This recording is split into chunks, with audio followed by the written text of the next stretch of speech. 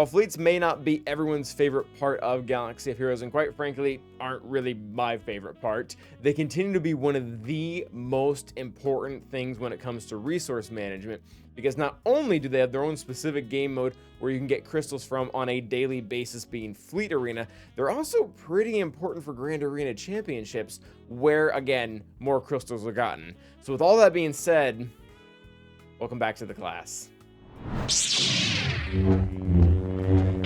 So that really is the whole point of today's video, is we're going to take all the fleets that currently exist in the game and rank them up against each other. We did do this once about 6 months ago, and a few things have changed since then, but more importantly, the very top of the meta, or the very top of the ranking, has changed. And what's that has done is created a cascading effect all the way down, because when the counters to the most important fleet out there change, the whole ranking system within itself changed. So without further ado, let's go ahead and get into the best fleet currently in game, and that is Leviathan.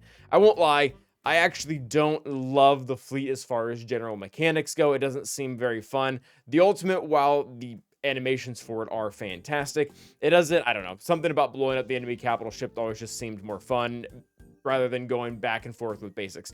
But you can't deny that as far as overall domination, it is the best fleet in game. As far as countering on defense, Profundity and Executor have like an outside chance that can be more solidified if you throw a ton of extra relics under their team.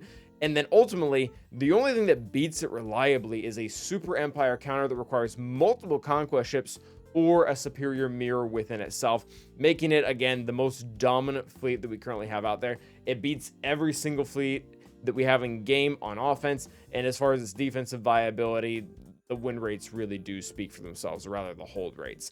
Coming in at number 2, and this has changed a little bit from last time, is going to be the Profundity. The last time we did this video, we had listed the Executor as second choice, and the main reason for this was the Empire teams that we currently have in game really take out Profundity with great ease, with good banners, without a lot of actual RNG. The reason why Profundity is now moved pretty, solidly into the second place is because the units that you need to beat the Profundity are now, for most people that are having to face it, are being completely allocated over to Leviathan, and you can't split the Empire fleet in a way that you can beat both Leviathan as well as Profundity, so you have to pick one or the other.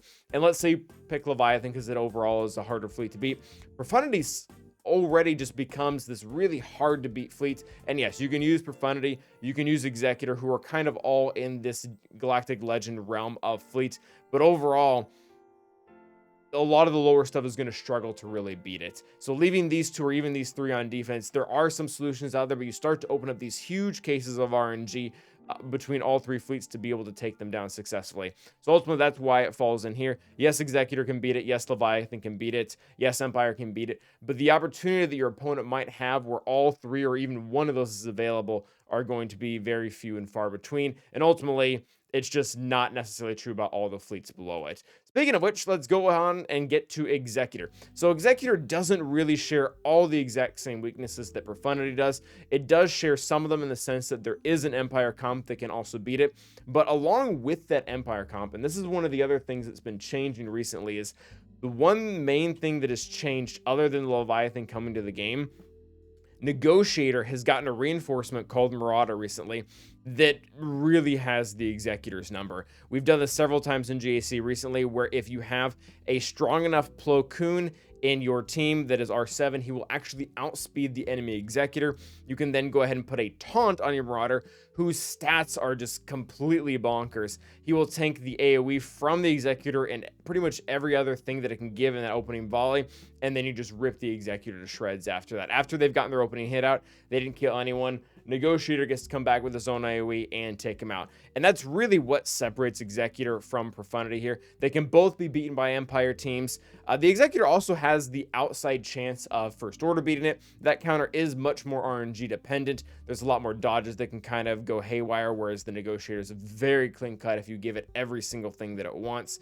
But overall, the Executor is going to fall into the third category because, again, very similar to Profundity, it can beat Profundity itself if you give it everything that it needs. needs, and it has an outside shot against Leviathan. Again, if you want to invest a high amount of relics into IG and then run the triple attacker lineup. And honestly, any of these top 3 fleets are still very important, considering we need 6 total in Acbar to even be able to function. Those are our top 3, kind of the Galactic Legend level status, all very good. Leviathan being the best, Profundity second, Executor third. Now, when it comes to the 4th best fleet, it is kind of going to be a tie, and at the same time not a tie. It's Empire. Like, that's the easiest way to word it. I'm not going to sit here and bicker about whether Tarkin or Chimera is more important.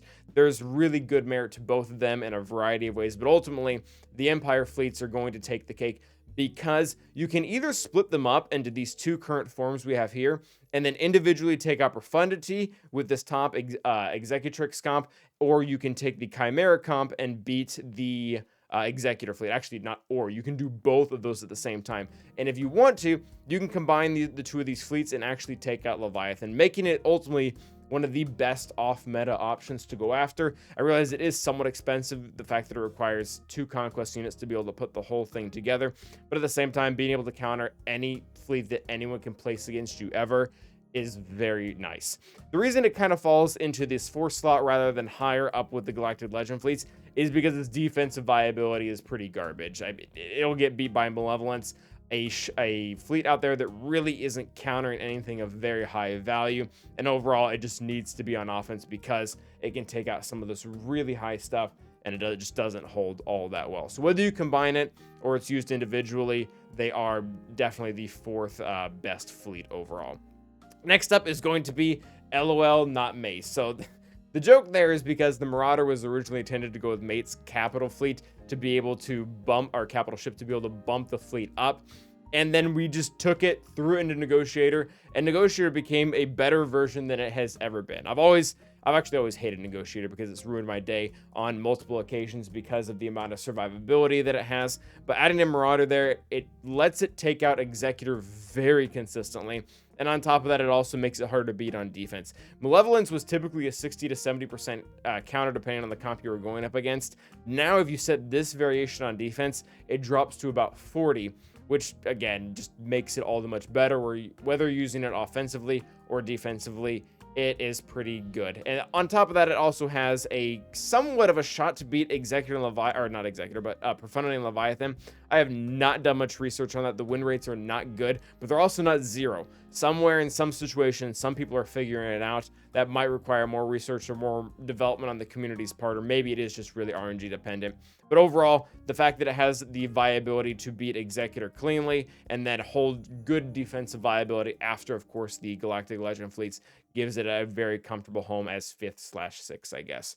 Next up is going to be First Order. First Order has actually come into more relevance, and it all has to do with what we were talking about specifically before. If your opponent is going to set Executor, Profundity, and Leviathan on defense against you, kind of a D move, but it does happen at the same time.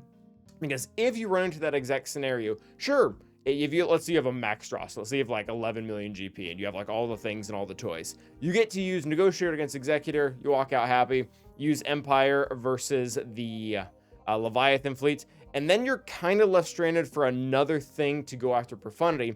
So what you can do is you can kind of shift things around in a sense, dedicate this fleet to Executor, and try some type of Hail Mary effect with Negotiator against Profundity, or maybe just switch things up in a way that this has some type of chance against Executor, really does put it up into this next level.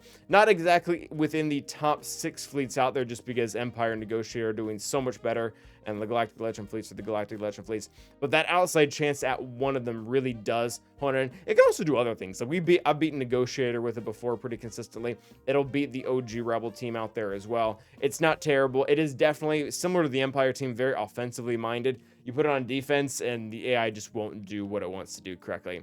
Next up is going to be Malevolence, and this one makes me slightly sad to put it this low on the list, but this is unfortunately just the reality of it right now. It doesn't really have a chance at any of the Galactic Legend fleets. The only outside chance it has is maybe against Profundity if you get like God tier RNG and are willing to donate TIE Bomber in here. Then you can actually beat Profundity somewhat consistently, or maybe as a burner. But even then, like I don't like having to steal TIE Bomber, who might be doing something else pretty crucial out there. So, and its viability against negotiators dropped as well ever since Marauder came in. So it's just not doing super hot right now. If anything that I would like to see within the next year, I would really like to see the Separatist or Droid or whatever ships in some way get fleshed out. Maybe add Admiral Trenchant as a new fleet commander or whatever they're called. Split the ships into kind of like they did with Empire and the Sith coming in. Make Malevolence a little bit better, and then Trench can be the new GL fleet thing or whatever. I don't really care. I want to see it doing a little bit better than it currently is, because it really different from pretty much every single fleet above it. It hasn't received any love ever since it came out, leaving it kind of in this, I guess, second to last position that it's currently in. Next up is going to be Resistance. Really not a lot to say about it. It already kind of gets the reputation that it's pretty bad. And it's not terrible, as you know our description here says. It's just worse than every single thing above it. Like, sure, you can use it as a cleanup squad. It can beat some other things. I wouldn't use it as a burner. Mace is kind of your dedicated burner for most things. It doesn't do super well on defense. If you leave a paper defense, you can 2-man it with Empire. Yeah, I guess I don't have anything else nice to say. At least it's complete. At least it's complete. You can kind of use it. And last and definitely least is going to be Acbar, aka also known as Still Not Red 5. So this is the leftover rebel fleet that we have after you give everything that Profundity wants to Profundity. And again, this, you know, it's classic cleanup. If your 2 main counters to Executor fail, they have 1 or 2 ships left. This is what you throw in. Sure, it'll get the kill, it'll get the job done, but when the best thing you can do is clean up, and the other the other fleets all do way better than that, that's not that great, I guess, for you. So overall, that is kind of where our list is going to land. I know not that many things have changed since the last time we've done this video, but Leviathan has shaken things up, as well as Marauder coming in as well, to overall what the fleet meta has been able to do. But thank you guys for watching, and as always, stay awesome.